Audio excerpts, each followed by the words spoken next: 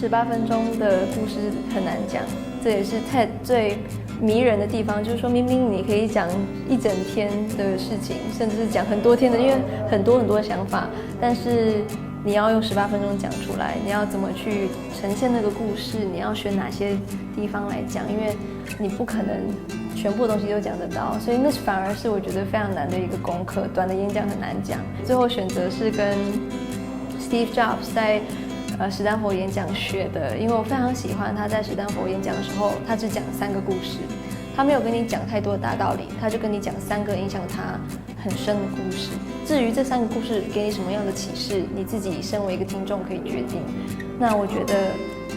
其实它也是某种程度在去体现说 TED 的最核心的想法，就是故事本身是有它的影响力跟生命力的。我很喜欢就是 TED 的那个 slogan 一向都是 ideas worth spreading， 它不是说 people worth spreading。我一直很喜欢这个想法，因为它不是去张扬那个讲故事的人，它是去张扬那个想法本身。我很希望说听到我演讲的人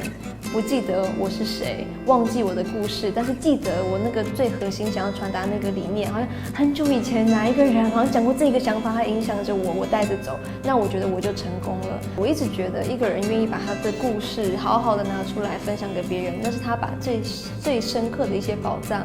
拿出来分享。所以当他愿意的时候，其实我都会非常感谢他，因为我是在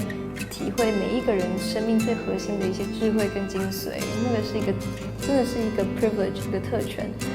所以我坐在下面的时候，反而我并不会觉得好像他们讲的比我好，谁讲的比我差，我完全没有这种比较的心情。我会觉得我好感恩有这样的机会去听这么多现场，去听这么多生命的故事。也因为作为讲者的一员，我甚至可以亲自去认识这一些生命故事的背后的这些真的是这些作者。我真的其实那一整天的不是论坛年会，非常的感动。对，那Jason 也常常说，其实 TEDx 台北最终也不只是一个演讲的平台而已，它是一个汇集想法、产生更大的涟漪的一个地方。那的确也是真的。那一年，去年的讲者里面，包括叶秉成教授啊，包括刘林伟，公民1985的创办人，还有其实我现在还有徐超斌医生。